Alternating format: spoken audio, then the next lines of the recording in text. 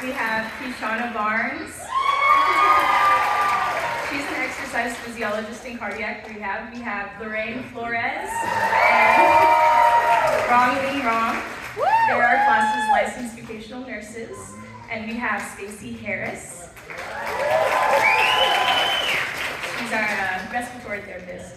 We have Tong Lei, Daedrine Torres, Lourdes Abrego, and Adrian Ternora.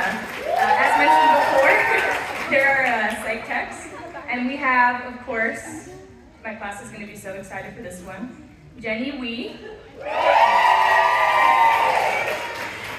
She's our class's phlebotomist. And all of our CNAs in our program, I know there's a lot of you guys, I'm one too. Please raise your hand, CNAs. This diverse mix of experiences and backgrounds is a testament to why Mt SAC is such an esteemed program. We've all earned our spots here through hard work and dedication. Just ask any nurse working in a local hospital and they can tell you when a nursing student is from Mt SAC. Out of over 500 applicants, only 100 were invited to take the TEAS entrance exam. And of those, only 60 of us earned a place in this program. But that was just the beginning. Upon admission, we spent countless hours on campus and at clinical sites, attending lectures, completing skills days, simulation labs, and studying late into the night. We often sacrificed basic needs like proper rest, nutrition, family time, social gatherings, financial stability, and personal care. We lived in constant fear of failure, knowing that sometimes even giving our all wasn't enough. I remember Anthony Lee once texting our group chat saying, "I felt guilty for showering and not studying," which perfectly encapsulates the pressure we all felt. Yet amidst these challenges, we became a family. I remember our cohort's welcome night. Some of you actually probably were there. Looking around the room, and I was feeling a sense of imposter syndrome, thinking everyone else looked so intelligent, and I doubted whether I deserved to even be here. It turns out many of us shared that feeling, but as time went on, I watched each of you transform from timid nursing students, nervous about passing head-to-toe assessments, into confident nurses who explain medications and procedures, skillfully give injections, start IVs, and eagerly participate in life-saving care.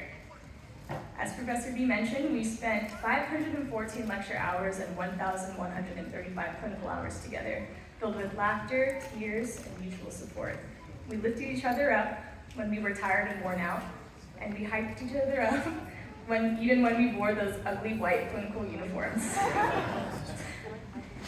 I have a vivid memory of a clinical day spent with Kevin Wu and Ali Ortiz, where we all took turns giving chest compressions at Queen of the Valley's ER this past semester. So Kevin and Ali, I'm still incredibly proud of how you performed that day.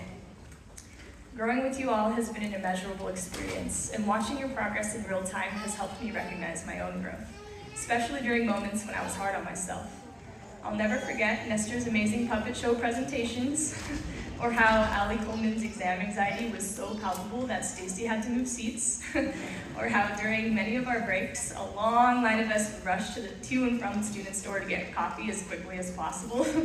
And who could forget the ominous rumble of the exam computers rolling down the hall, followed by the sound of someone crying in the bathroom stall after a tough test.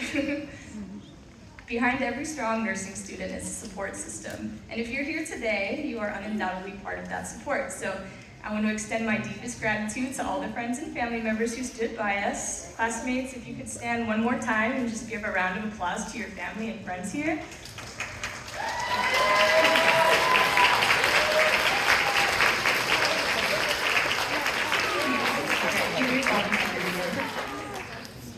The sacrifice it takes to study to become a nurse is intense, but we persevered because for one reason or another, this education remains extremely valuable to us.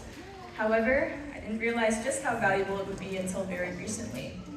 So before I conclude, I want to share a quick personal story that underscores the value of this education. Last month, while studying for our neurology final, my sister felt faint. I sensed something was very wrong, so I immediately conducted a neuro assessment. Upon identifying stroke symptoms, my family and I rushed her to the ER. There's a saying with strokes, time is brain. When the brain's blood supply is cut off, the brain cells are deprived of oxygen.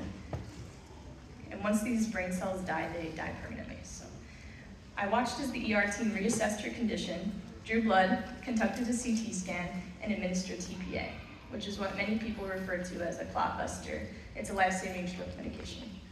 In those moments, every second felt precious as I soaked up every detail of my sister, not knowing what the next moment might bring. This was a pivotal moment in not only my family life, but my education, as I experienced life-saving care from the patient family member side instead of as a nurse. So class, here's an NCLEX question. In order for tissue plasminogen activator, or TPA, to be the most effective in the treatment of stroke, it must be administered how long after the onset of stroke symptoms? Yeah!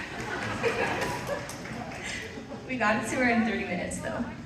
So the result of this timely response is that my sister's still here being pinned today. She's able to walk, talk, and she pushed through finals, and she's right there. I think we got a good text that her sister in the program, they're not twins, but her sisters got a stroke last month. This experience brought home to me the profound impact of our education. Mt SAC equips us with the knowledge and skills to respond quickly and effectively, in my case when my sister suffered from a stroke. So if I never become anything else following this graduation, I'll forever be grateful that I'm able to say that I was able to protect my sister, and that's worth more than any other accolade or achievement I could earn from this program. I'd also like to thank right now every classmate of mine who stepped in and supported my sister and I during that time, because the impact of your actions is greater than really any medication. So, to all this story, I would like to leave all my fellow nursing graduates with this. You are more than enough for this profession, just as you are today. You have the heart and the skills to change and save lives. Be patient with yourselves and recognize that you're already making a difference.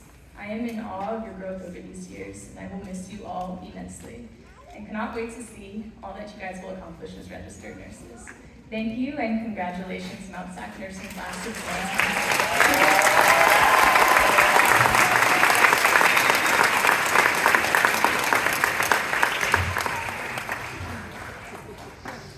Our next student speaker, chosen by his peers, is Nestor Avila.